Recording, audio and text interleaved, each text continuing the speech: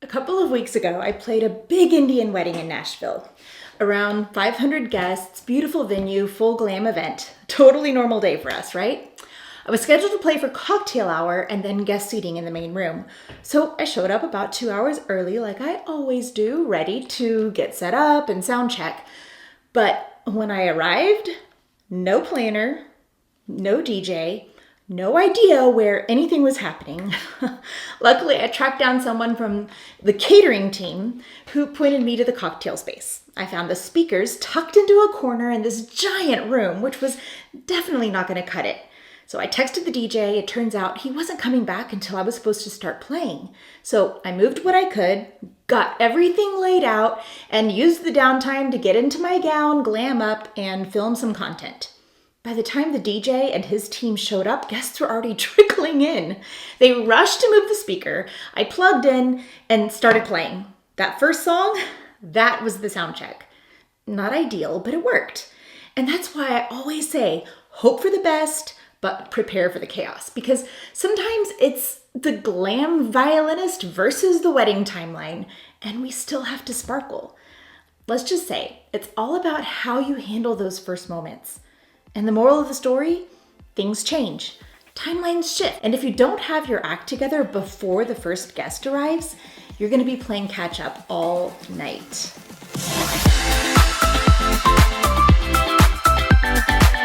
Are you a classically trained violinist dreaming of stepping out of the orchestra and into the spotlight? But maybe the world of solo gigs feels intimidating? You're not alone. Welcome to The Glam Violinist, the podcast that empowers classically trained musicians to build thriving careers as sought-after entertainers.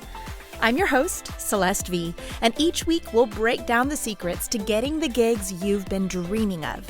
Get ready to unleash your inner rock star and turn your passion into a paycheck. Let's get glamorous.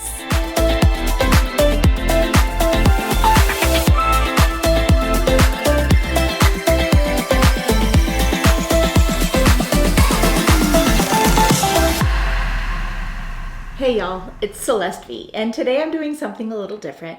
I have been wanting to turn this into a video series, sort of, instead of just audio, because sometimes it's nice to have something to watch, and I have been putting it off because it's intimidating. Let's be real, I don't sit around in full glam. There's sirens going by, don't you love it? It's not going to be perfect, but I hope that you enjoy this if you're watching this. If not, don't worry about it. Listen along. And so here we go. Today we're talking about gig day. Not the performance itself, because we've covered a lot of that in other episodes, and we'll get to more of that in future episodes as well. But today is all about the stuff that happens before the first note, like before the first guest arrives. And honestly, before you even change into your glam attire, if you do it my way, but you can do it your way. This is the part that no one sees, but it's everything. We're going to talk about what to pack, when to arrive, how to set up and sound check and confirm timelines, make sure you're calm, ready, and picture perfect when it's time to perform. If you've ever walked into a venue with your violin in one hand, a garment bag in the other, pulling a giant cart full of gear, and ended up wandering aimlessly trying to find the event space, only to discover it's actually in a completely different building across the complex, you are absolutely in the right place. This episode is for you. I'm sharing exactly what I do and what I teach to all the violinists on my team at Violin Event Entertainment to make sure gig day runs smoothly as possible and actually feels as glamorous as it looks. So let's go. First, you're going to pack like a pro. Let's start with what happens before you even leave the house. That's packing up. One of the best ways to avoid stress on gig day is to prep and pack your gear meticulously. I know. Sometimes we don't even have time to catch our breath before we're heading out to the next gig, but making sure everything is packed and charged and ready to go is the very first step to a smooth gig. This is especially true if you've unpacked any part of your gig bag for any reason since your last gig. I have totally left cables, power strips, you name it, because I use them in my studio and then I didn't repack carefully enough. Now, I'm not actually going to read a long packing list here, that would be silly, but I did make a downloadable checklist with everything that I recommend. You can grab that in the show notes or DM me on Instagram and I'll send it your way.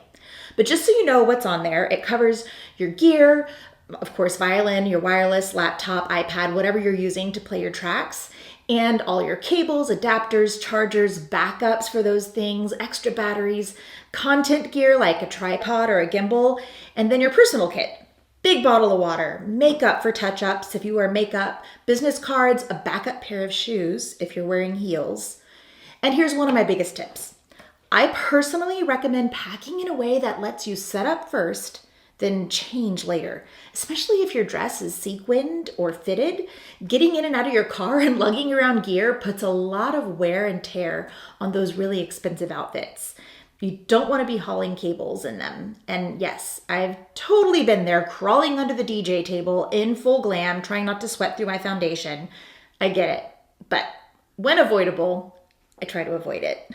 All right, next, when you actually arrive, be sure to arrive early and scout out the place. Here's the rule I give to everyone on my team. Be parked and walking into the venue at least an hour and a half before your performance begins. That doesn't mean pulling into the parking lot at that time. That means you're inside the venue, gear in hand, and ready to start setup. Now, depending on the venue, getting to your performance area can be an adventure. You might have to drop your gear, go park 10 minutes away, and hoof it back on foot in the rain. Or you might be directed to a loading dock behind the building where you have to check in with security like you're applying for a government clearance badge. Sometimes the only route to the ballroom is a winding walk through the kitchen corridor past racks of salad bowls and industrial dishwashers and down service hallways that guests never even know exist. Now, if you're newer to this adventure, the violin performance, this might all sound a little dramatic, but I promise you these are real scenarios I've dealt with hundreds of times, and there's rarely any warning from the planner or the client, unfortunately. You just have to build in time for it because once it happens, it's happening. That's why I always recommend arriving at least 90 minutes before go time. 2 hours or more if it's a large venue or a complicated load-in. All right, now coordinate with your point of contact. Once you're inside, here's what I recommend. First, introduce yourself to the coordinator or whoever is running the show. You should have asked your client ahead of time who will be your point of contact when you arrive. It might be an event planner or a venue coordinator or Uncle Sal with a Bluetooth headset, as I mentioned in a previous episode. Whoever it is, find them first and introduce yourself. Now, when you meet the planner, don't just say a quick hello and disappear. Have a conversation at their earliest convenience. Confirm where you're going to be setting up and go over the timeline down to the last detail. You would be shocked how many times things have changed since the last time I talked to the client. I once walked into a reception where I thought I was starting dinner at 9:30, only to find out that the couple had moved everything up and now dinner was taking place at 8:45 before all the other performances. In situations like this, it's important to be realistic. So look back at your contract. Remember that legally, that's all you're expected to do. But if it's possible, try your best to be a team player. The planner, the couple, and all the other vendors are going to be far more likely to want to work with you again if you're willing to be a little flexible within reason.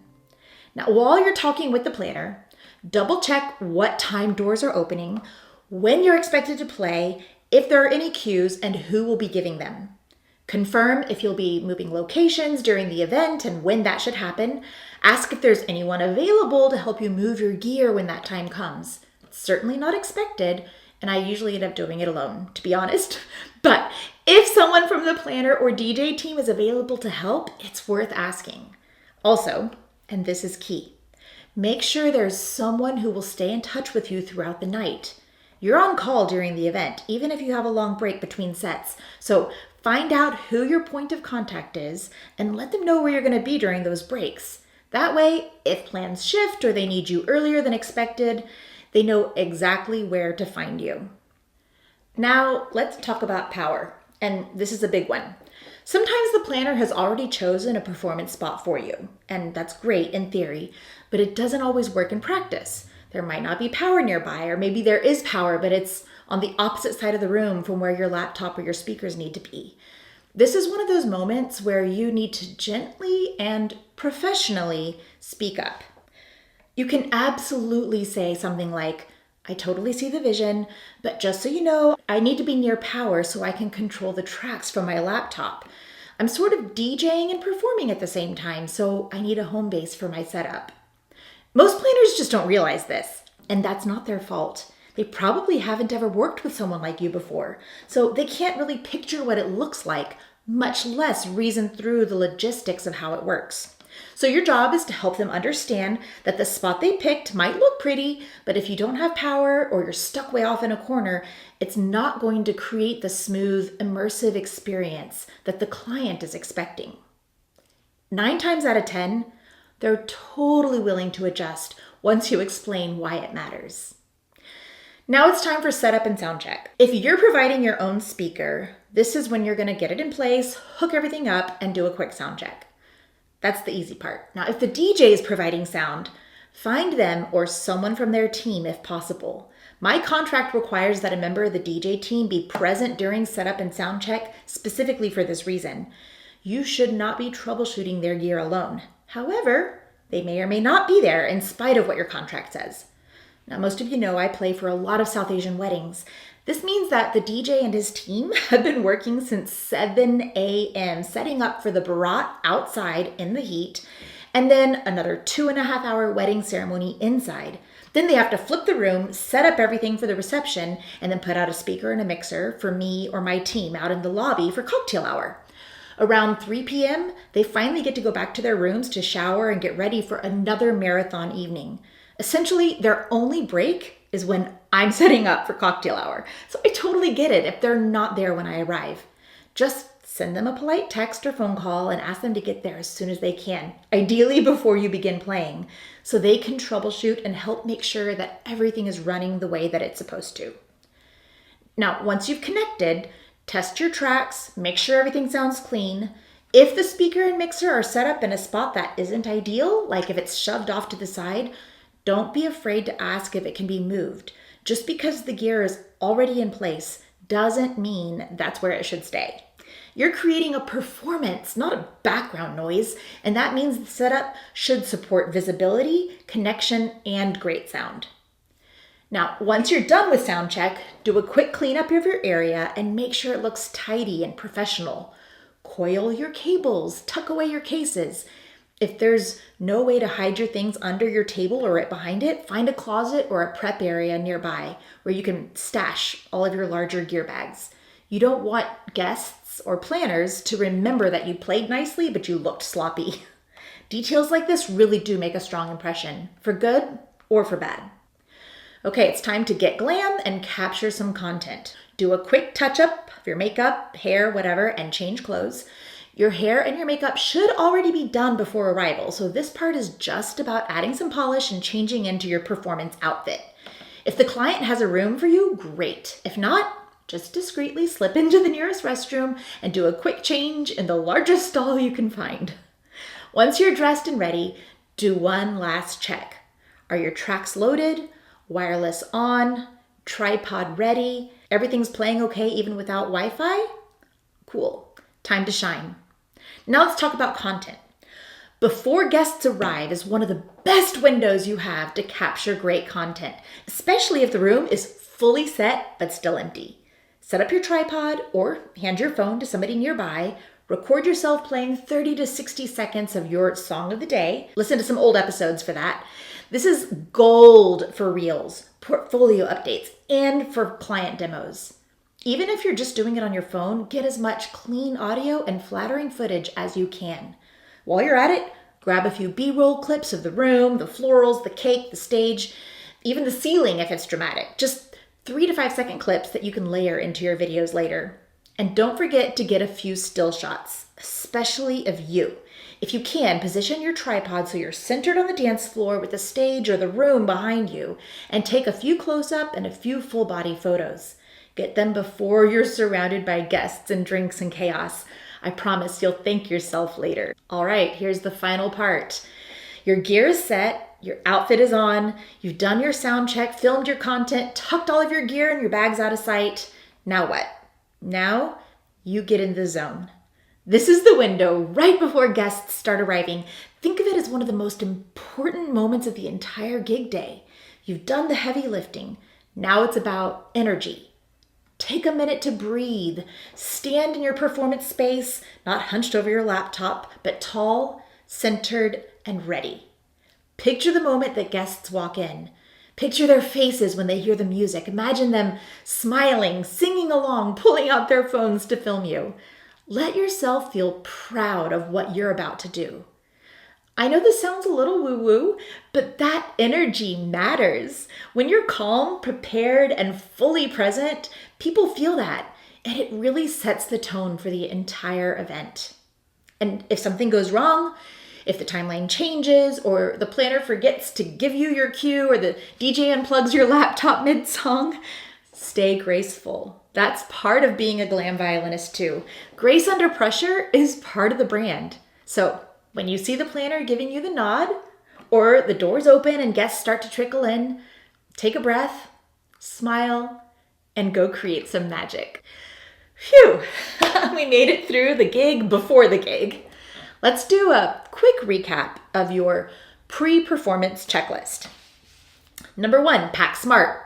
Triple check your gear, accessories, and your backup, essentials. Make sure you have spare batteries. Number 2, arrive early, like really early, and give yourself buffer time for parking, loading in, and getting your bearings. Number 3, scout it out and connect. Find your point of contact, confirm all the details, make sure power and logistics actually make sense for what you're doing. Number 4, sound check. Run your test track, check your levels, and make sure everything sounds spot on. Number 5, glam up. Do a quick change, touch up your makeup if you need to, and then get that content before the guests arrive. Number 6, and the last step, is to get in the zone. This is your moment. Be calm, be ready, and let your presence and your vibe set the tone for an amazing evening. Remember, it's not just about showing up and playing a few pretty songs. It's about being prepared, being flexible, and creating an experience for your guests from the very first second. Thank you so much for tuning in today. If this episode helped you, please share it with another musician who could use a little gig day pep talk. And don't forget to grab that downloadable packing checklist if you want. It's in the show notes. Or you can DM me at @thecelestev and I'll send it your way. Until next time, this is Celeste reminding you to stay prepared, stay flexible, and of course, stay glamorous.